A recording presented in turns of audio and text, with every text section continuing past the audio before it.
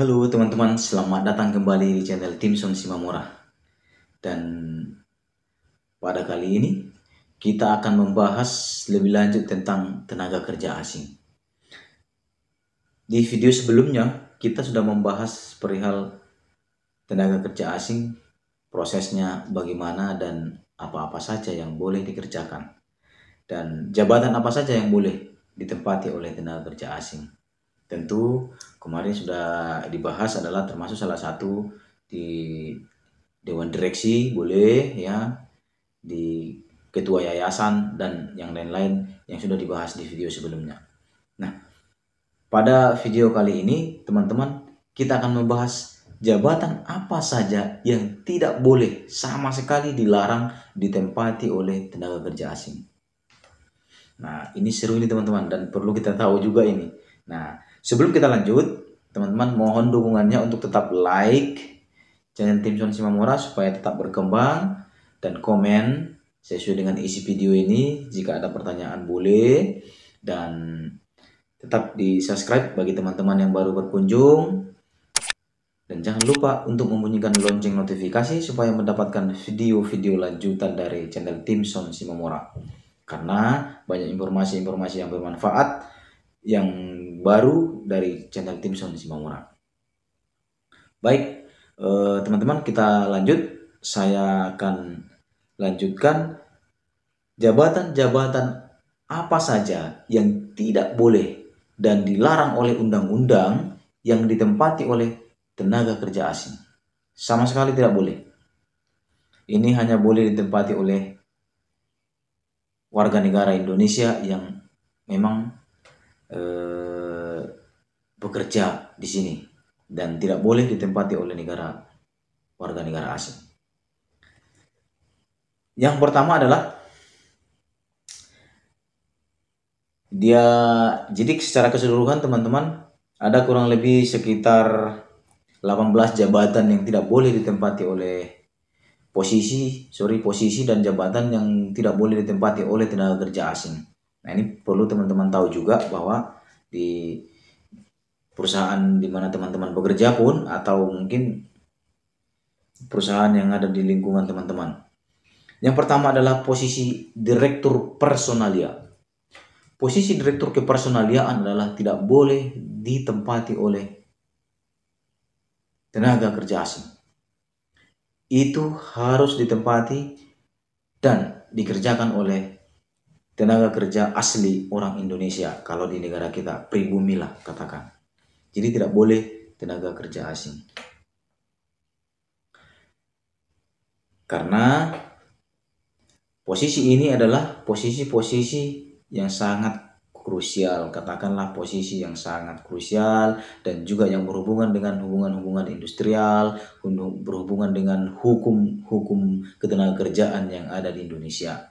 Tentu yang memahami adalah orang Indonesia. Walaupun memang kalau tenaga kerja asing kalau dipelajari tetap bisa, tetapi mungkin sense of atau rasa memiliki tentang ini kurang ya. Itu yang pertama teman-teman, yaitu direktur personalia. Nah, terus yang kedua adalah ini jabatan yang selanjutnya yang tidak boleh ditempati oleh tenaga kerja asing adalah manajer hubungan industrial. Nah, hubungan industrial ini adalah hubungan pengusaha atau perusahaan dengan karyawan, dengan eksternal di luar, dengan dinas ketenagakerjaan, dengan serikat pekerja, dan yang lain-lain yang memang ada relasi kerja, relasi pekerjaan. Jadi manajer hubungan industrial. Nah, itu yang kedua. Yang ketiga adalah manajer personalia. Nah, nanti teman-teman akan kita bahas satu-satu, itu personalia apa, hubungan industrial itu apa, ya kan, nanti akan kita bahas semuanya satu persatu di video berikutnya. Maka jangan lupa tetap harus mengikuti channel Timson Simamora karena banyak informasi-informasi yang bermanfaat untuk teman-teman. Terus jabatan yang keempat adalah yang tidak boleh ditempati oleh tenaga kerja asing adalah supervisor pengembangan personalia. Nah, di bidang itu, bidang pengembangan, supervisor bidang pengembangan personalia, tidak boleh. Terus yang selanjutnya adalah yang kelima, supervisor perekrutan personalia, artinya supervisor rekrutmen, tidak boleh ditempati oleh tenaga kerja asing. Terus juga yang keenam adalah penempatan atau supervisor penempatan personalia. Nah, ini semuanya adalah di level-level manajer ya, baik itu manajer di middle manager maupun di high manager. Jadi manajer di level atas maupun di level menengah maupun di level bawah. Terus yang ketujuh adalah supervisor pembinaan karir pegawai. Nah, ini semuanya berhubungan dengan kepegawaian. Terus yang kedelapan adalah penata usaha personalia. Nah, ini juga tidak boleh ditempati oleh tenaga kerja asing. Sama sekali dilarang oleh undang-undang dan itu tertuang di dalam Keputusan Menteri nomor 349 tahun 2019. Nah, itu tentang jabatan-jabatan yang tidak diperbolehkan atau dilarang ditempati oleh tenaga kerja asing. Nah, yang kesembilan adalah ahli pengembangan personalia dan karir. Nah, ini juga tidak boleh ditempati oleh tenaga kerja asing. Nah, ini semuanya kan level manajerial ya, teman-teman. Nah, terus yang selanjutnya adalah spesialis personalia. Ini pun tidak boleh ditempati oleh tenaga kerja asing. Terus yang nomor 11, penasehat karir. Tidak boleh. Jadi tidak boleh, tenaga kerja asing tidak boleh memberikan nasihat atau menjadi seorang penasehat tentang karir yang ada di dalam perusahaan yang berkecimpung di wilayah hukum negara Indonesia. Nomor 12 adalah penasehat tenaga kerja.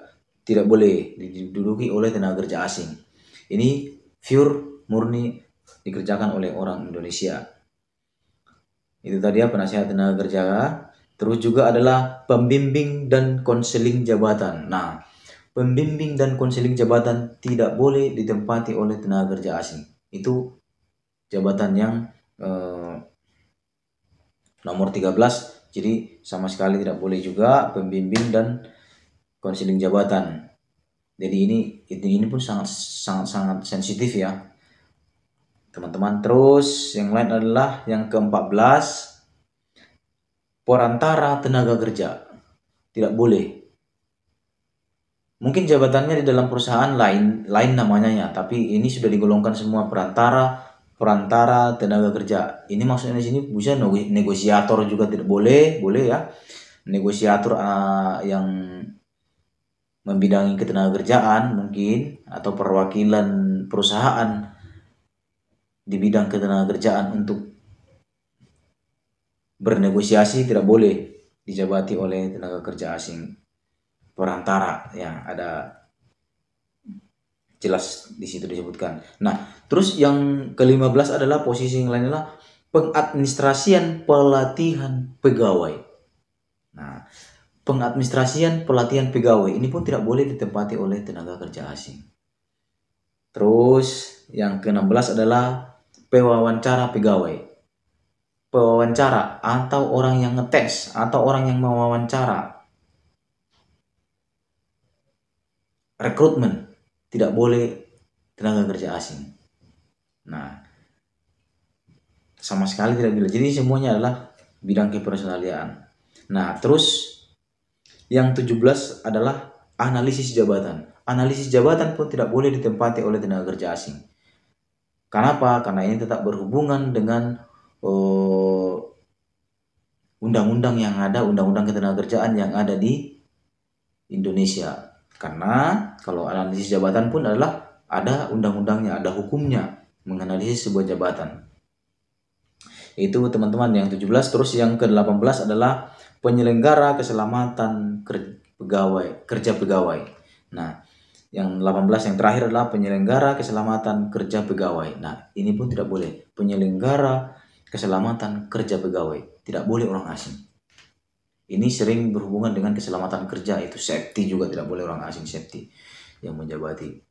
Harus orang lokal Indonesia sendiri, pribumi. Nah, itu teman-teman 18 jabatan yang tidak boleh sama sekali tidak boleh, nggak ada tawar-menawar yang tidak boleh ditempati oleh tenaga kerja asing. Itu teman-teman, masalah jabatan-jabatan yang tidak boleh ditempati oleh tenaga kerja asing. Kira-kira begitu. Nanti di video berikutnya, jika teman-teman berkenan, kita akan membahas kompensasi penggunaan tenaga kerja asing. Berapa sih kompensasi penggunaan tenaga kerja asing? Maka teman-teman jangan lewatkan, di video berikutnya akan kita bahas. Tetap ikuti channel Timson Simamora dengan cara like, komen di bawah video ini, dan subscribe. Jangan lupa membunyikan tombol notifikasi supaya mendapatkan notifikasi video-video lanjutan dari channel Timson Simamora. Karena di video berikutnya kita akan membahas berapa kompensasi penggunaan tenaga kerja asing di Indonesia. Baik, terima kasih teman-teman atas perhatiannya. Saya ucapkan terima kasih banyak dan salam.